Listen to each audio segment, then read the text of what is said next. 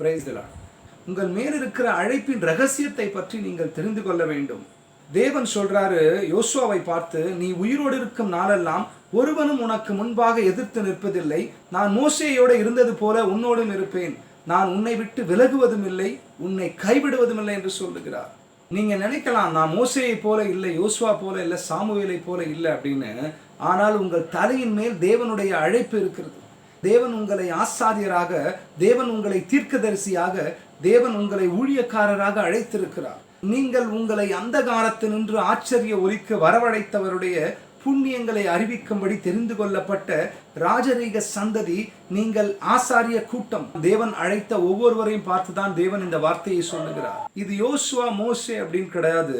தேவன் யாரையெல்லாம் அழைத்திருக்கிறாரோ அவருடைய சித்தம், அவருடைய தெரிந்து கொள்ளுதல் யார் மேலெல்லாம் இருக்குதோ அவர்கள் எல்லாருக்கும் சொந்தமான வசனம் இது. உங்கள் மேல் தேவனுடைய அழைப்பு இருக்கும் அப்படின்னா அந்த திட்டம் முடியும் வரை எந்த எதிர்ப்பும் உங்களை அழித்து விட முடியாது. அந்த அபிஷேகத்தின் ரகசியம் என்ன? உங்கள் மேல் இருக்கிற அபிஷேகத்தின் ரகசியத்தை நாம் தொடர்ந்து பார்க்கலாம். யோசுவா 1:5, நீ உயிரோடு இருக்கும் நாளெல்லாம் ஒருவனும் உனக்கு முன்பாக எதிர்த்து நிற்பதில்லை. நான் மோசேயோடு இருந்தது போல உன்னோடும் இருப்பேன்.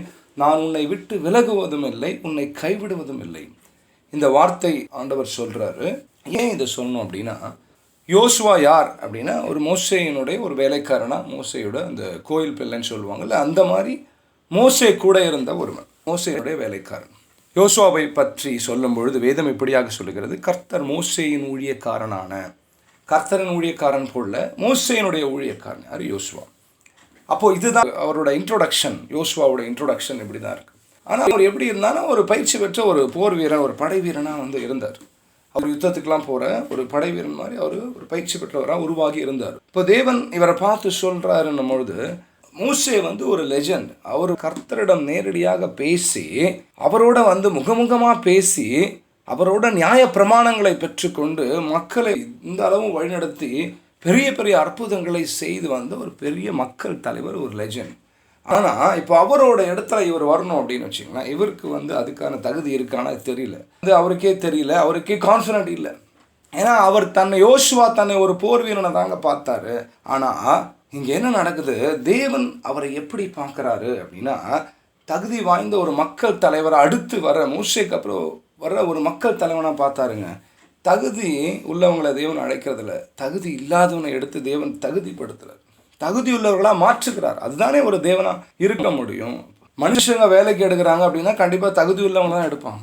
ஆனால் தேவனால் எல்லாமே முடியும். ஏன்னா மனுஷங்களுடைய பலத்தினால் அல்ல, அவரோட பலத்தினால் அவங்கள கொண்டு வரவர். நாம் நினைக்கலாம், நான் மோசேயை போல இல்லை, நான் என்னுடைய முன்னோர்களைப் போல இல்லை, இல்லை அவங்கள மாதிரி இல்லை, இவங்கள மாதிரி பாஸ்டர்ஸ் மாதிரி இல்லை, என்கிட்ட தகுதிகள், திறமைகள், தாளந்துகள் அந்த அளவுக்கு இல்லை அப்படின்னா நாம் ஒன்று புரிஞ்சுக்கணும், நம்மக்கிட்ட அழைப்பு இருக்குது. உங்கள் தலை மேலே விசேஷமான ஒரு அழைப்பு இருக்குங்க. இப்போ தேவன் எப்படி பார்க்குறாரு, நீங்கள் முன்னாடி போர் வீரராக இருந்திருக்கலாம், இல்லை சாதாரணமானவராக இருந்திருக்கலாம், படிக்காமல் இருந்திருக்கலாம், திறமை இல்லாதவராக இருந்திருக்கலாம். ஆனால் உங்களை எது வழி நடத்துதான் உங்கள் மேலே இருக்க அழைப்பு. அதன் மூலமாக தேவன் செயல்படுறாரு. அது வரைக்கும் வேலைக்காரராக தாங்க இருந்தார். ஆனால் அவர்கிட்ட ஒரு அழைப்பு இருக்கு. தேவன் அவர் மேலே ஒரு சித்தம், தன்னுடைய திட்டத்தை வச்சிருக்காருங்க. அப்போது நம்மக்கிட்ட என்ன இருக்கான், நீங்களோ உங்களை அந்தகாரத்தில் நின்று தம்முடைய ஆச்சரியமான ஒளியினிடத்திற்கு வரவழைத்தவருடைய புண்ணியங்களை அறிவிக்கும்படி. என்ன நோக்கமா? அவருக்கு சாட்சியாக இருக்கும்படி, அவருக்கு புண்ணியங்களை அறிவிக்கும்படி தெரிந்து கொள்ளப்பட்ட சந்ததி. யாரா? நாம தான். இது 1 பேதுருவில் சொல்லப்பட்டிருக்கு. மற்றும் ராஜரீகமான ஆசாரிய கூட்டமாயும் பரிசுத்த ஜாதி, அவருக்கு சொந்தமான ஜனங்களாக இருக்கீங்க. அப்போ இந்த அழைப்பு பழைய ஏற்பாட்டில் செலக்டட் பீப்புள், குறிப்பிட்ட மக்களுக்கு கொடுக்கப்பட்டது. ஆனால் புதிய ஏற்பாட்டில் வரும்பொழுது இது எல்லாருக்குமே இந்த அழைப்பு உண்டு.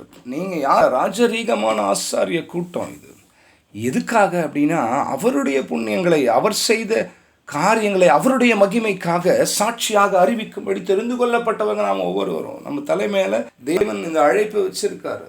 அப்படி அழைப்புல இருக்க நமக்கு பாதுகாப்பு என்ன தெரியுமா? நீ உயிரோடு இருக்கும் நாளெல்லாம் ஒருவனும் உனக்கு முன்பாக எதிர்த்து நிற்பது இல்லை. இது இப்படி தேவன் சொல்றாரு யோசுவாக்குன்னு சொல்லும் பொழுது, யோசுவா ஒரு போர் வீரனா இருக்கிறாரு அப்படின்றதால அவர் சொல்றாரு இல்லை. யோசுவா யார் வந்தாலும் அப்படி யுத்த வீரனா சண்டை போடுவார், அப்படி கிடையாது. அதுக்கு அவர் வீரத்துக்கான சர்டிஃபிகேட் கிடையாது. ஆனால் யோசுவா அழைக்கப்பட்டவராக இருந்தனாலே பூமியில் உள்ள எந்த சக்தினாலும் யோசுவாவை ஒன்றும் பண்ண முடியாது, யோசுவாவை தடுக்க முடியாது.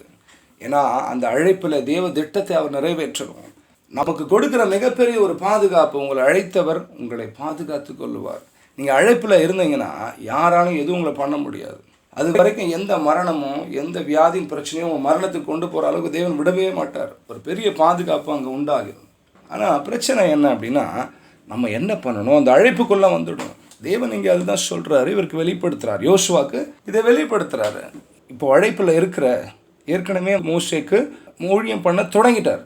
அப்போது தேவனுடைய அழைப்பில் வரும்போது தேவன் கொடுக்குற அவருடைய பாதுகாப்பு, தேவன் கொடுக்குற அந்த அங்கீகாரம், அந்த பெனிஃபிட் பாருங்கள். யாருமே உன்னை தொட முடியாது, உனக்கு முன்பாக ஒருவரும் எதிர்த்து நிற்பதில்லை. இது அழைப்புக்குள்ளே இருக்கும்போது. ஆனால் அழைப்பில் நீங்கள் இல்லைன்னு வச்சுங்களேன், அப்போ பிரச்சனை வரும், பெருங்காற்று வரும், கடல் கொந்தளிக்கும். சூழ்நிலையே அப்படியே ஒரு அழைத்தவனுக்காக தேவன் என்னென்ன பண்ணுறாரு பாருங்களேன். உங்களை அழைச்சிட்டாரு, ஆனால் நீங்கள் அந்த அழைப்பில் தேவ திட்டத்தில் சரியாகி போகலன்னு வச்சுங்களேன், உங்களுக்காக பெருங்காற்று கடலையை இயற்கையே கொந்தளிக்க வச்சுருவாருங்க. பூமி அதிர்ச்சியே கொண்டு வருவார். ஏன்னா நீங்கள் அவருக்குள்ளே வரணும்னு அவர் நினைக்கிறாரு. இப்போது யோனாவை எடுத்துக்காங்க, செத்தே போகலாம் அப்படின்னு முடிவு பண்ணிட்டாங்க. அவன் செத்தே போகலாம், ஆனால் நான் அழைப்பில் மட்டும் போக மாட்டேன். இன்னும் அழைப்புக்குள்ளே வரல. ஆனால் தேவன் என்ன பண்ணுறாரு, அவனுக்காக, தான் அழைத்த ஒருவனுக்காக அவ்வளோ பெரிய சமுத்திரத்தில் ஒரு கொந்தளிப்பு, ஒரு பெருங்காற்றை கொண்டு வராரு பாருங்க. ஏன்னா நாமும் அழைப்புக்குள்ளே வரணும். அப்போ வாழ்க்கையில் இன்னும் பிரச்சனைகள் இருக்கா, இன்னும் ஆவிக்குரிய போராட்டம் இருக்கானா, இன்னும் நீங்கள் இந்த அழைப்பில் வரல, இன்னும் தேவ திட்டத்துக்குள்ளே அவர் சொன்ன ஊழிய காரியத்தை நீங்கள் இன்னும் ஆரம்பிக்கலை, செய்யலை, அவருடைய சித்தத்தை இன்னும் செய்ய ஆரம்பிக்கலை, நீங்கள் அழைக்கப்பட்ட அழைப்பை அறிந்து கொள்ளுங்கள். அதுதான் யோசுவா பார்த்து சொல்கிறாரு, உன்னுடைய அழைப்பை நீ ஸ்டார்ட் பண்ணு அப்படின்னு சொல்லிட்டு, நீ உயிரோடு இருக்கும் நாளெல்லாம் ஒருவனும் உனக்கு முன்பாக நிற்பதில்லை. அப்போ தான் அழைத்த ஒரு மனுஷனுக்காக அங்கே இயற்கையை ஆட்டி படைக்கிறாரு பாருங்க. தேவன் எல்லாத்துக்கும் ரெடி ஆகிட்டார். இவன் யோனாரமா, ஐயோ நான் செத்தே போடலாம், எப்படி நான் என்னை கடலை தூக்கி போட்டுருங்க. அப்போ கூட பாருங்க, அவன் நான் நினைவேக போகிறேன்னு சொல்லலைங்க. அவனுக்கு தெரியும் கடலை தூக்கி போட செத்து போயிடும். கடலை எவ்வளோ நாள் தான் அவன் நீச்சல் அடித்து வர முடியும் சொல்லுங்கள். அதனால அவன் சரியா கடலையாவது நம்ம என்ன பண்ணுறது, அப்புறம் இந்த மாதிரி இருக்கே அப்படி சொல்லி கடலை செத்து போயிடலாம், அப்போ அவங்க தூக்கியாவது போட்டுட்டோம், அப்படியாவது நம்ம முடிவு இருக்கட்டும். அவன் சொல்கிறான், யோனா 1:12, அதற்கு அவன், நீங்கள் என்னை எடுத்து சமுத்திரத்திலே போட்டு விடுங்கள், அப்பொழுது சமுத்திரம் உங்களுக்கு அமர்ந்து இருக்கும், அமைதலாக இருக்கும். அங்கே ஒரு பெரிய கடல் கொந்தளிப்பே நடக்குது. தனி ஒரு மனுஷனுக்காக, அழைக்கப்பட்ட ஒரு மனுஷனுக்காக யோனா நினைக்கிறாரு அப்படியாவது விழுந்து எஸ்கேப் ஆயிடலாம். ஆனால் நடந்தது என்ன அப்படின்னா, யோனா 1:17, யோனாவை விழுங்கும்படி ஒரு பெரிய மீனை கர்த்தர் ஆயத்தப்படுத்தி இருந்தார். என்னென்ன பண்ணுறாரு பாருங்க. அவனுக்காக ஒரு பெருங்காற்று, ஒரு பெரிய சமுத்திர கொந்தளிப்பு, ஒரு பெரிய மீன். முன்னாடியே அவன் சைஸுக்கு ஏற்ற மாதிரி ரெடி பண்ணியிருப்பாருன்னு நினைக்கிறேன். அது அவன் உள்ளே போய் ஒரு 3 நாள் இருக்கா மாதிரி, அவனை தாங்குற மாதிரி, அவன் உள்ளுக்குள்ளே இருக்கா மாதிரி மூச்சு விட்டு ஒரு 3 நாள் வாழ்கிறபடி அவர் அதுக்காக ஒரு பெரிய மீனை ஆயத்தப்படுத்துகிறாரு. அப்போது நீங்கள் அழைப்புக்குள்ளே வரலை அப்படின்னா கர்த்தர் இந்த மாதிரியான காரியங்களை செய்வார். அப்போ பிரச்சனை உண்டா? அதனால் நம்ம என்ன பண்ணோம், அவர் அழைத்த அழைப்புக்குள்ளே வந்துடணும். அப்படி அந்த அழைப்பை அவன் நிறைவேற்றினா அவனால் சாக கூட முடியல பாருங்க. ஏதாவது பண்ணிக்கலாம்னு நினச்சா கூட அவனால் சாகவே முடியல. என்ன விஷயம் அப்படின்னா, நீங்கள் தேவனுடைய திட்டத்துக்குள்ளே இருக்கும்பொழுது பூமியில் இருக்கிற எந்த சக்தியாலும் உங்களை அழிக்க முடியாதுங்க. உங்கள் மேலே யாரும் கை போட முடியாது. தேவன் கொடுக்குற பாதுகாப்பு, விசேஷமாக அவருடைய பிள்ளைகளுக்கு, அழைத்தவர்களுக்கு தேவன் கொடுக்குற பாதுகாப்பு. இது முதலாவது அவருடைய பாதுகாப்பு. ரெண்டாவது அந்த வசனத்தில் ஒரு 3 விஷயத்தை பார்க்குறேன். ஃபஸ்ட்டு நான் பார்த்தேன், உயிரோடு இருக்கும் நாளெல்லாம் ஒருவனும் உனக்கு முன்பாக எதிர்த்து நிற்பதில்லை. ஏன் அப்படின்னா அடுத்த பாட்டு சொல்லுது, நான் மோசேயோடு இருந்தது போல உன்னோடும் இருப்பேன். அப்படின்னா என்ன அர்த்தம்? மோசேக்கு அப்புறம் யோசுவா வராரு. யோசுவா ஒரு இண்டிவிஜுவல் பர்சன் இல்லைங்க, ஒரு தனி நபர் இல்லை, அவர் ஒரு தொடர்ச்சி. ஏன் அப்படி சொல்கிறேன்னா, நோக்கம் இங்கே ஒன்று தாங்க. என்ன அப்படின்னா, இவர்கள் கானானை சுதந்திரத்துக்கு வரணும். அதாவது இஸ்ரவேல் ஜனங்கள் தேவன் சொன்ன பாலும் தேனும் ஓடுகிற கானானை சுதந்திரத்துக்கு வரணும். இதுதாங்க ஸ்கோப், இதுதான் நோக்கம். அது கண்டினியூ ஆகுது. இங்கே தேவ திட்டம் தாங்க முக்கியம். மோசேல ஆரம்பித்தது தேவ திட்டம். ஆட்கள் மாறினா என்னங்க, தேவ திட்டம் மாறாது, தேவ அழைப்பு மாறாது. உங்களுடைய அழைப்பும், தேவன் அழைத்த அழைப்பும் கிருபை வரங்களும் மாறாதவைகளை. அழைத்தவர் உண்மையுள்ளவராக இருக்கிறார். அவர் எப்படி ஆரம்பித்தாரோ அதே போல தான் ஒவ்வொரு இடமும் அவர் செயல்படுவாருங்க. அந்த திட்டத்தை அவர் தொடங்கினவர், மக்களை வழிநடத்தி கொண்டு போய் சேர்க்கிற திட்டத்தை யோசுவாவோட கொடுக்குறாரு. ஸோ நம்முடைய திட்டம் என்ன? இது யோசுவாவுடைய திட்டம். ஆனால் நமக்கு கொடுக்கப்பட்ட திட்டம், இதோடு நம்ம கம்பேர் பண்ணும்போது நம்முடைய திட்டம் என்னென்னா, அழிந்து கொண்டிருக்கிற இந்த உலக மக்களை தேவ திட்டமாகிய ரட்சிப்புக்குள்ளே வழிநடத்தி பரம கானானுக்குள்ளே கொண்டு போய் சேர்க்கணுங்க. நமக்கும் அதுதான் தேவன் வந்து அழைப்பு கொடுத்துருக்காரு. ஆத்துமாக்களை வந்து நீங்கள் வழிநடத்தி, ரட்சிப்புக்காக வழிநடத்தி அவங்களை பரம காணானுக்குள்ள நம்ம கொண்டு போகணும். கிட்டத்தட்ட பார்த்தீங்கன்னா ரெண்டுமே ஒன்று தான். யோசுவாவுக்கு என்ன டாஸ்க் இருக்கோ அந்த டாஸ்க் தான் நமக்கும். அவரும் அவ்வளோ லட்சக்கணக்கான மக்களை வழிநடத்தி கொண்டு போகணும்ல. நாம் என்ன பண்ணோம்? ஆத்துமாக்கள் தேவனுக்கு ஆதாயப்படுத்தி பரம காணானுக்கு கொண்டு போகணும். அப்போது அங்கே ஆரம்பித்தது, மோசே கிட்ட திட்டம் ஆரம்பித்தது, தேவன் அப்படியே வந்து தேவ திட்டத்தை கண்டினியூ பண்ணுறதுனால என்ன சொல்கிறாரு? நான் மோசே கிட்ட எப்படி செயல்பட்டனோ அதே மாதிரி உங்ககிட்ட செயல்படுவேன். தேவன் பட்சபாதம் பார்க்குறவர் அல்ல, தேவன் மாறுகிறவர் கிடையாது. ஆட்களை வச்சு அவர்கிட்ட ஒரு மாதிரி செயல்படுவேன். நீங்கள் நினைக்கலாம் அவர்கிட்ட தாளந்து இருக்குது, திறமை இருக்குது, ஆவியின் வரங்கள் இருக்குது, அதிகமான வரங்களை வச்சு செயல்படுறாங்க, ஆனால் என்னால் முடியலையே அப்படி நீங்கள் நினைக்க வேண்டாம். நான் மோசேயோடு இருந்தது போல். அங்கே ஆட்கள் முக்கியம் இல்லைங்க, உங்களுடைய தகுதியை வச்சு தேவன் பார்க்கல. அழைத்தவர்களை தேவன் தகுதியுள்ளவர்களாக மாற்றுகிறார். உங்களுடைய நன்மை தீமை உங்களுடைய காரியங்களை வச்சு இல்லை, உங்களுடைய திறமையை வச்சு கிடையாது, அவருடைய அழைப்பு. அப்போ அந்த அழைப்பு உங்ககிட்ட இருக்க வரைக்கும் தேவன் எப்படி இருப்பாரா? ஒருவரும் உங்கள் மேலே கைப்பட முடியாது. அவரே மிகப்பெரிய பாதுகாப்பு. மோசேயோடு இருந்தது போல. அப்போ நமக்கு கொடுத்த அழைப்பில் நம்முடைய அழைப்பை யோசுவாவுக்கு யார் அந்த அழைப்பு ஆரம்பித்து வச்சுருந்தாருன்னா மோசே மூலமாக ஆரம்பிச்சு.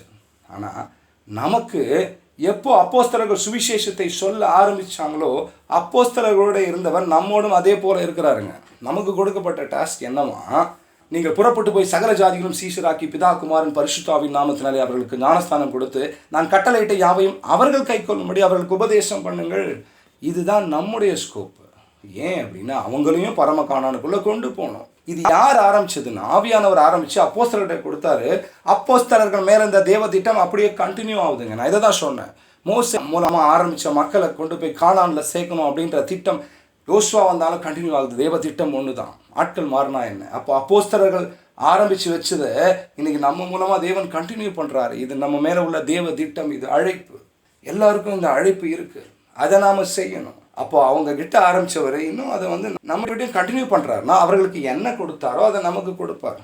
சில கிறிஸ்தவ கோட்பாடுகளில் பார்த்தீங்க அப்படின்னா அப்போஸ்தலர்கள் வந்து புனிதர்கள் அப்படின்னு சொல்லி அவர்களை தனியாக பிரித்து அவர்கள் வரம் பெற்றவர்கள், அவங்களுக்கு தான் எல்லாமே கிடைக்கும், அவங்களால தான் செய்ய முடியும், அவங்ககிட்ட தான் தேவன் பேசுவார். அவங்கள மாதிரி நம்மளால் செயல்பட முடியுமானா கண்டிப்பாக முடியும். நான் அப்போஸ்தலர்களோடு இருந்தது போல் நான் உங்களோடும் இருப்பேன். அதை தான் தேவன் நமக்கு சொல்ல வரார். நான் மோசேயோடு இருந்தது போல் உன் கூட இருப்பேன். அப்படின்னா யோசுவாவுக்கு ஒரு பெரிய அங்கே ஸ்பெஷாலிட்டி ஒன்றும் இல்லை. இங்கே பார்த்தீங்கன்னா யோசுவாவுக்கு வந்து மோசே மாதிரி ஒரு ஸ்பெஷாலிட்டி திறமை கிடையாது. அவர் ஒரு போர் வீரர். ஆனால் தேவன் எப்படி எதிர்பார்க்குறாரு அப்படின்னா, நான் உன்னை அழைச்சிட்டேன்னா நான் உன்னை தகுதிப்படுத்தினேன், எல்லாவற்றிலும் உன்னை தகுதிப்படுத்தி நான் உன் கூட இருக்கிறதுனால உன்னால் இந்த அழைப்பை சரியாக செய்ய முடியும் அப்படின்னு தேவன் சொல்கிறார். நான் உனக்கு பலன் கொடுக்குறேன். இந்த ஃபஸ்ட்டு வந்து பாதுகாப்பு கொடுக்குறாரு. அப்புறம் நானே உனக்கு பலனாக இருந்து நடத்தும்பொழுது இந்த அழைப்பை உன்னால் சரியாக முடிக்க முடியும் அப்படின்னு சொல்கிறார். அப்போது நமக்கு இந்த டாஸ்க் சுவிசேஷம் சொல்லணும், மற்றவங்களுக்கு உபதேசம் பண்ணணும் அப்படின்னா அப்போஸ்தலர்களோடு இருந்த தேவன் அந்த வல்லமையோடு அவங்க எப்படி தன்னையே ஒப்பு கொடுக்குறாங்க, தன்னையே மறிக்க ஒப்பு கொடுக்குற அளவுக்கு அவங்க கிட்ட தேவன் வந்து அந்த பெண்டிகாஸ்டல் டேல அவங்களுக்குள்ள பலனை அப்படி பலமாக இறங்கி இருக்கிறார். அப்போ உயிர்த்தெழுந்த தேவனுடைய வல்லமை அவங்க கிட்ட இருந்ததில்லை, அந்த வல்லமை நம்மக்கிட்டையும் இருக்குது. நீங்கள் உணர்ந்தீங்க அப்படின்னா அவர்களை போல நம்மளால் செயல்பட முடியும். ஏனென்றால் அவர்களோடு இருந்த தேவன் நம்மோடு இருக்கிறார். மோசேயோடு இருந்தது போல யோசுவாவோடு இருந்த தேவன் அப்போஸ்தலரோடு இருந்தது போல நம்மோடும் இருக்கிறார். இது இரண்டாவது காரியம். மூன்றாவது காரியம் அங்கே பார்க்கும் பொழுது அந்த மன்னாவிலே நான் உன்னை விட்டு விலகுவதும் இல்லை, உன்னை கைவிடுவதும் இல்லை. இது என்ன கேட்டிங்கன்னா, ஃபர்ஸ்ட் என்ன சொன்ன அழைத்தவர்கள் மேலே தேவனுடைய பாதுகாப்பு இருக்குது, ரெண்டாவது அவங்க மேலே தேவனுடைய பலன் இருக்குது, மூணாவது இது வந்து தேவனுடைய அன்பை காண்பிக்குதுங்க. யோனா எப்படியெல்லாம் போனாலும் கர்த்தர் மறுபடியும் அவனை அழைப்புக்குள்ளே கொண்டு வர முயற்சித்து கொண்டு வந்துட்டார். ஆக நாம் தேவ அழைப்பிலிருந்து விலகக்கூடாது அப்படின்றதுக்காக தேவன் அன்பின் கயிறுகளால் நம்ம இழுக்கிறாருங்க. அவரோட இருக்கணும், அவருடைய திட்டத்தில் இருக்கணும். நம்ம தாயின் கருவிலே நம்ம முன்குறிக்கும் பொழுது நம்ம மேலே ஒரு திட்டம் உண்டு. மோசேயை தாயின் கருவிலே தேவன் தெரிந்து கொண்டார். அந்த குழந்தை எடுத்து நதியில் போடும்போது கூட அந்த குழந்தை வந்து சாகலைங்க. ஏன்னா அழைப்பு அதன் மேலே இருக்குது. மோசேயின் மூலமாக ஒரு திட்டத்தை தேவன் நிறைவேற்ற விரும்புகிறார். ராஜாவே எழும்பி கொல்ல துணிஞ்சாலும் கொல்ல முடியாது. ஏன்னா கூட இருக்கிறவர், வானத்தையும் பூமியும் படைத்த சர்வ வல்லவருடைய அழைப்பு இருக்குது, அவர் கூட இருக்கிறார். அப்போ மோசேவை எடுத்து அவர் தான் கடைசியாக வந்து அடக்கம் பண்ணுறாரு. அப்போ மோசேவை குழந்தையிலேருந்து மோசே மறிக்கும் வரை இந்த அன்பின் கயிறுனால கட்டி போட்டு வச்சுருக்காருங்க. அதான் சொல்கிறாரு ஏசாயா 46:3, தாயின் வயிற்றிலே தோன்றினது முதல் உங்களை தாங்கி தாயின் கர்ப்பத்தில் உற்பத்தியானது முதல் நான் உங்களை தாங்கினேன்றார். யாரை தாங்கினாரா? நம்ம தாங்க தாங்கினார். அப்போது அங்கே தொடங்கிருச்சு அந்த அழைப்பு. இந்த அழைத்தவர்கள் மேலே உள்ள அந்த தேவனுடைய அன்பை நீங்கள் பார்க்கணும். தாங்குறேன் அப்படின்றார். இது ஒரு தகப்பன் தன் பிள்ளையை சுமந்து கொண்டு போனதை போல கர்த்தர் இதுவரைக்கும் நடத்தி வந்ததை நீங்கள் கண்டீர்களே. இதை தான் மோசே சொன்னார். அப்போ தேவன் எப்படி நம்ம நடத்துகிறாரா, ஒரு தகப்பன் மகன் ரிலேஷன்ஷிப், அன்பு அங்கே வெளிப்படுதுங்க. அந்த அழைப்பில், அந்த கிறிஸ்துவ வாழ்க்கையில், அந்த ரட்சிப்பில் எப்படி நடத்துகிறானா, உங்கள் முதிர் வயது வரைக்கும் நான் அப்படி செய்வேன், நிறை வயது மட்டும் நான் உங்களை தாங்குவேன். இதை தான் செஞ்சார்ல மோசேக்கு, யோசுவாக்கெலாம் இதை தானே செஞ்சார். அப்போ அப்போஸ்தலர்களுக்கும் அது தானே செஞ்சார். அப்போ நமக்கும் அதானே செய்வார். இந்த விசுவாசம் இருக்கணுங்க. அவருடைய அழைப்பில் நம்மளும் ஒரு பாட்டு நம்மளை பார்க்கணும். நம்ம அப்படி நினைக்கும்பொழுது தான் உண்மையாகவே தேவனுடைய எவ்வளோ பெரிய நமக்கு ஒரு டாஸ்க் கொடுத்து நம்ம எவ்வளோ இம்பார்ட்டண்ட்டாக தேவன் நினைக்கிறார் பாருங்க. அப்போ கிதியோனுக்கு தெரியவே இல்லை. ஏன் பராக்கிரமசாலி அப்படி சொல்கிறாருன்னா, என்னுடைய அழைப்பின் திட்டத்திலே நீ ஒரு பராக்கிரமசாலி.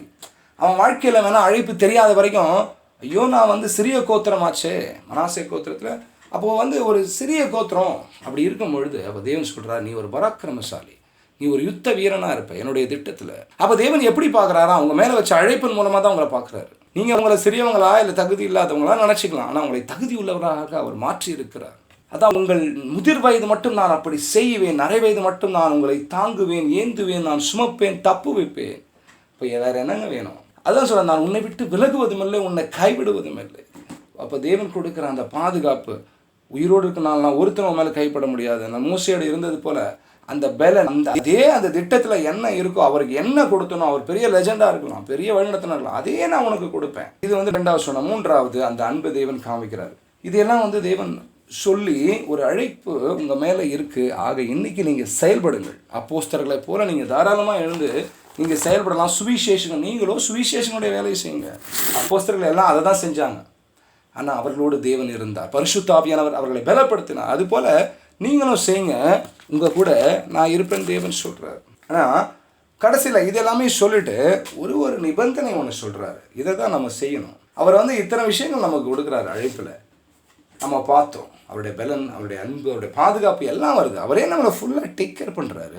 ஆனால் நம்ம என்ன செய்யணும்? யோசுவாவிட்ட சொல்லிட்டு 1:7 என் தாசனாகிய மோசே உனக்கு கற்பித்த நியாயப்பிரமாணத்தின் மாத்திரம் நீ மிகவும், அதான் சொல்கிறாரு, மாத்திரம் செய்ய கவனமாக இருக்க, அதன்படி நீ செய்யணும், அதன் மேலே நீ கவனமாக இருக்கணும், அதுக்காக நீ பலன் கொண்டு திடமனதாக இரு. அப்போ நம்ம என்ன செய்யணும் அப்படின்னா, அவருடைய வார்த்தை இங்கே நியாயப்பிரமாணத்தின் புஸ்தகம், நியாயப்பிரமாணத்தின் படி அப்படின்னு சொல்லப்பட்டிருக்கு. அடுத்த வசனத்தில் பார்க்கும் பொழுது, இந்த நியாயப்பிரமாண புஸ்தகம் உன் வாயை விட்டு பிரியாதிருப்பதாக இதில் எழுதியிருக்கிறவர்களின்படியே அதில் சொன்னபடியெல்லாம் செய்ய நீ கவனமாக இருக்கும்படி இரவும் பகலும் அதை தியானித்து கொண்டிருப்பாயாக. அப்பொழுது நீ உன் வழியை வாய்க்க பண்ணுவாய், அப்பொழுது புத்திமானாக நடந்துக்குவேன். அப்போ தேவன் வார்த்தையாக இருக்கிறார். ஆவியான தேவன் வார்த்தையாய் நமக்கு கொடுக்கப்பட்டிருக்கிறார். அந்த வார்த்தையை விசுவாசிக்கும் பொழுது, அதை தியானிக்கும் பொழுது, அதன்படி நடந்து கொள்ளும் பொழுது அது முக்கியம். ஏன்னா பிசாசு என்ன பண்ணுவான், அந்த வார்த்தையை நீங்கள் அந்த விதையை கேட்டதும் மறுபடியும் 2 நாள் கழிச்சு மறந்துடுவீங்க. அது சுத்தமாக ஞாபகமே வராது. அப்போ அந்த நேரத்தில் ஒரு ஆவியானவர் பலப்படுத்துவார். அதுக்கப்புறம் அடுத்த சண்டே போகும்போது மறுபடியும் உங்களை பூஸ்ட் பண்ணுற மாதிரி இருக்கும். சபையில் பிரசங்கத்தில் மறுபடியும் அந்த வார்த்தை அப்படியே டவுன் ஆகிடுவீங்க. ஏன் அப்படின்னா அந்த வார்த்தை அங்கே இருக்காதபடி அந்த வார்த்தையில் ஆவியும் ஜீவனும் உள்ள தேவன் இருக்கிறார்.